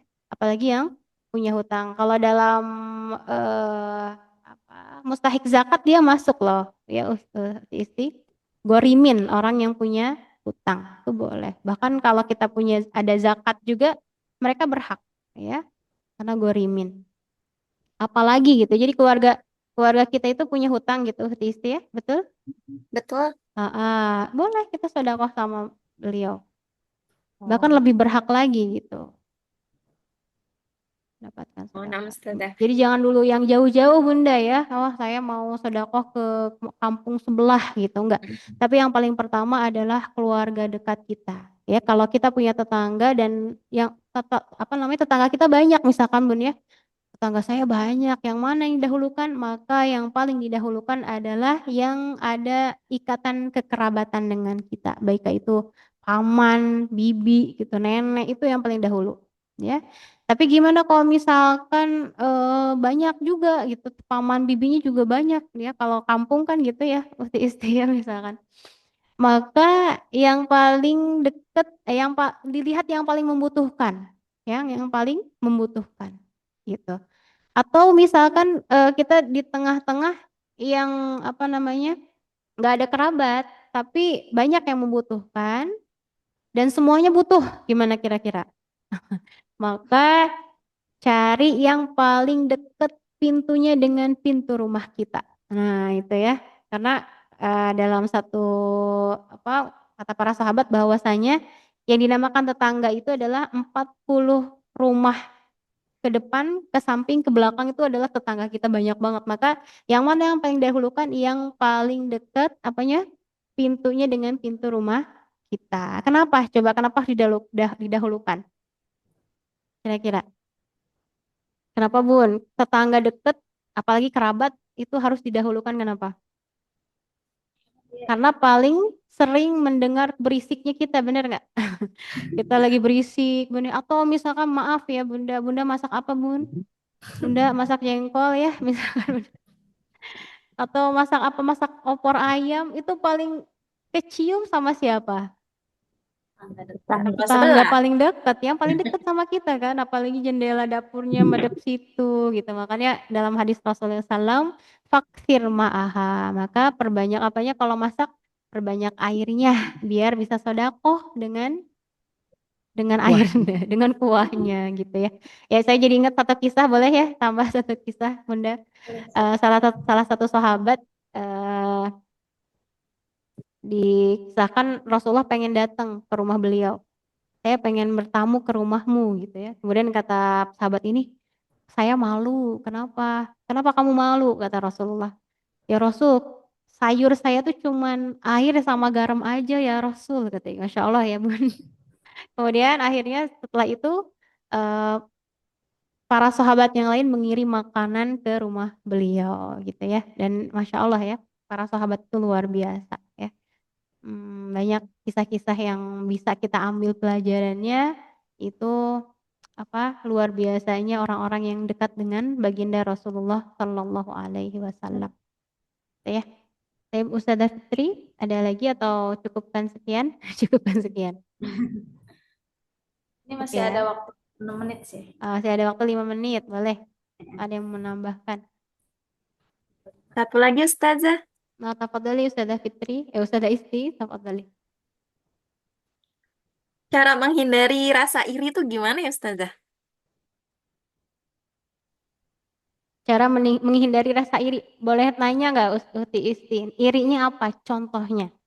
Contohnya misalnya ngelihat temen tuh kayak bahagia banget. Kan ada irinya tuh Ustazah gitu. Gimana ya? Ya teman bahagia gitu ya. Berarti irinya iri hati ya, iri hati. Jadi kalau iri itu kalau dalam bahasa Arab itu gini, ada hasud, ada ghibthah ya. Ada hasud, ada ghibthah. Kalau hasud itu irinya urusan dunia ya Uti Isti. Urusan dunia. Misalkan dia punya kendaraan, punya kedudukan. Itu urusan dunia itu namanya hasud. Ada dan hasud ini biasanya ingin memiliki apa yang dia miliki gitu ya. Tapi kalau ghibthah ini iri juga tapi dalam hal amal baik gitu, dalam kebaikan. Jadi iri amal lah bahasanya. Ghibthah boleh, boleh ya. Punya teman dia hafalannya bagus misalkan ya. Apalagi amalannya bagus, istiqomah misalkan ya. Nah, ini boleh namanya gitu. Tapi kalau misalkan tadi urusannya iri karena kebahagiaan orang lain, berarti kita sedih gitu isti-isti ya. Ya, Gimana cara setuju. ngehindarinnya? Maka di sini harus hati-hati ya karena hasud atau iri ini adalah penyakit hati ya, penyakit hati. Waliyadzubillah, dan ini yang harus dihindari. Karena dalam surah Al-Falaq itu ada perlindungan wa min syarri hasidin idza hasad ya, dan kita berlindung dari keburukan orang yang hasud.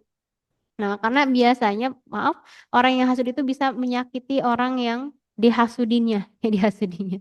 Maka cara menghindarinya gimana? Perbanyak istighfar, ya, perbanyak istighfar. Karena bisa jadi kotornya hati kita, irinya kita tuh karena hati kita yang kotor. Maka bagaimana cara membersihkannya? Banyakin istighfar, ya Allah, astagfirullah gitu. Dan tanda apa nama maaf, ketika iri berarti dia tidak bersyukur dengan apa yang ia miliki. Gitu ya. Orang yang iri biasanya tidak bersyukur dengan apa yang ia miliki. Sedangkan la in syakartum la azidannakum wa la in kafartum inna adzabi lasyadid. Maka kita ingat dalil-dalil ya, atau kita diingatkan dengan Al-Qur'an. Maka salah satunya tadi istighfar ya Uti Isti, ketika iri sama orang lain banyakin istighfar. Yang kedua banyakin syukurnya ya, syukur kepada Allah, ya Allah alhamdulillah aku sehat. Alhamdulillah aku bahagia, aku bahagia. Tadi nggak bahagia ya. Aku sehat, aku punya ini, sebutin sama Allah ya, sebutin apa yang udah Allah kasih sama kita, ya. Biar kita nggak hasut sama orang, maka bagaimana caranya kita lihat keadaan orang di bawah kita, ya. Jadi kalau dalam hal dunia ya Uti Isti, kalau lihat hal dunia, lihat yang paling rendah dari kita, tapi kalau dari hal akhirat, kita lihat yang lebih tinggi dari kita. Itu caranya ya. Kalau kita misalkan lihat dia bahagia, maka kita lihat di jalanan misalkan, orang yang nggak bisa makan. Atau gampang sekarang mah ya, lihat saudara-saudara kita di Palestina, lihat postingan-postingan saudara kita bagaimana mereka dalam keadaan yang sangat sulit. Bahkan makan aja susah gitu ya. Seperti itu. Ya, kalau hal akhirat boleh kita iri.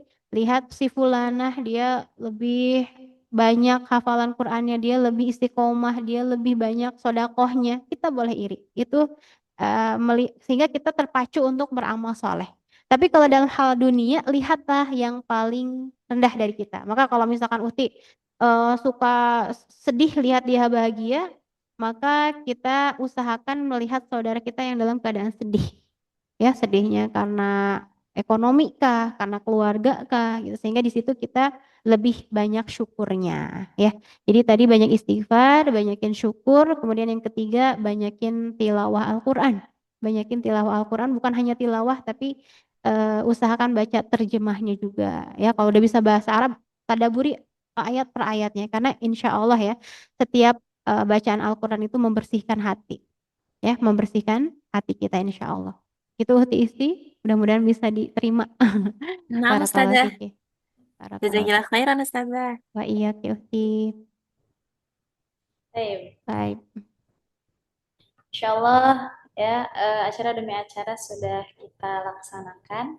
Ya, mudah-mudahan dengan ilmu yang sudah disampaikan kita semua bisa mengamalkannya ya, dan juga kita semua bisa mengoptimalkan gitu ya, memaksimalkan di 10 hari awal bulan Zulhijjah dengan amal-amalan yang baik ya. Tapi mungkin itu saja ya, karena waktu sudah habis, kita tutup saja kajian hari ini. Semoga berkah selalu dan insya Allah di pekan depan kita lanjutkan ya. Insya Allah kita lanjutkan kajian ini. Lanjut fikih ya Ustazah Fitri, insya Allah lanjut. Kemarin bab toharoh, insya Allah pekan depan pembahasan yang baru insya Allah. Baik, baik. Syukran Ustazah Fitri, jazakillah khairan. Ya, iya Ustazah, syukur. Tapi itu saja mungkin kita akhiri kajian malam ini dengan membaca hamdalah. Alhamdulillahirabbil alamin wa doa kafaratul majlis. Subhanakallahumma wa bihamdika asyhadu an la ilaha illa anta astaghfiruka wa atubu ilaik. Sekian dari saya, mohon maaf bila ada kesalahan. Wabillahi taufiq wal hidayah wa ridha wal inayah. Wassalamualaikum warahmatullahi taala wabarakatuh. Waalaikumsalam warahmatullahi Waalaikumsalam warahmatullahi wabarakatuh. wabarakatuh. Ustazah. Assalamualaikum. Jazakallahu khairan, Ustazah. Waalaikumsalam. Waalaikumsalam Assalamualaikum. warahmatullahi wabarakatuh. Syukran, Ustazah.